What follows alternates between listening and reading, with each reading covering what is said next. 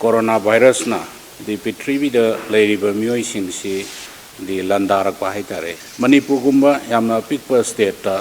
मदुगी चैथेंग फंगदना अकोई government दा लेमिनरिबा मसेल गी मरक्तसु पुन्ना मणिपुर प्रजा लेरिबा सोशल ऑर्गेनाइजेशन होल मेडसिनरी सिंगसे सिनरगा अकोई लेना सि थेंगननबगी फिरेप अमा अदि लौमिनगदबा तंजा सिदा अकोई सरकार पाइमिनरिबा मसेल गी मरक्ता अकोई अमगा अमगा कुन्नबा निंगाई संगदानबा तौबसे दि लेपाकी ओइना स्टेट सिगी ओइना दि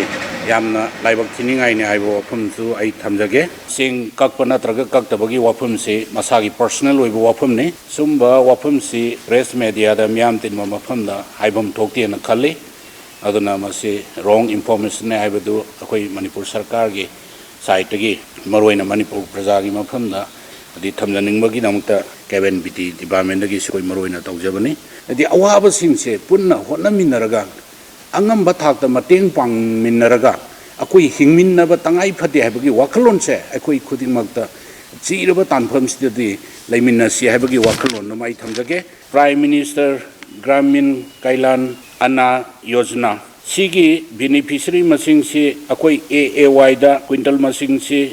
लिसिंग अमगा सुपना अनि अदुगा 0.5 सी मेट्रिक टन से अकोई ओजिक लौसले अदुगा मसिना अकोई बेनिफिशियरी सी लाख अनिगा संगादा पीगदबनी अदुगा प्राइमरी हाउस होल्ड की वैना मेट्रिक टन सी लिसिंग तरमाथोइगा सनी मरिफुमाथोय 0.405 सी अकोई ओजिक लोइना कलेक्ट तौदना लाइरे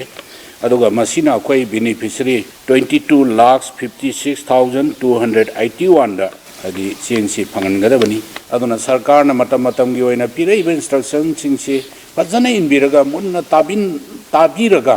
अकोई अवाब सिंग अदि अकोई मसेल गी मरक्ता लाकदोरिबा अवाब चैथेंग मयाम कोननो होनबदा चौबा दायित्व लौमिनसे हाइबो वफमसि थमजरगा ख्वाइबो अमोना थागचरी।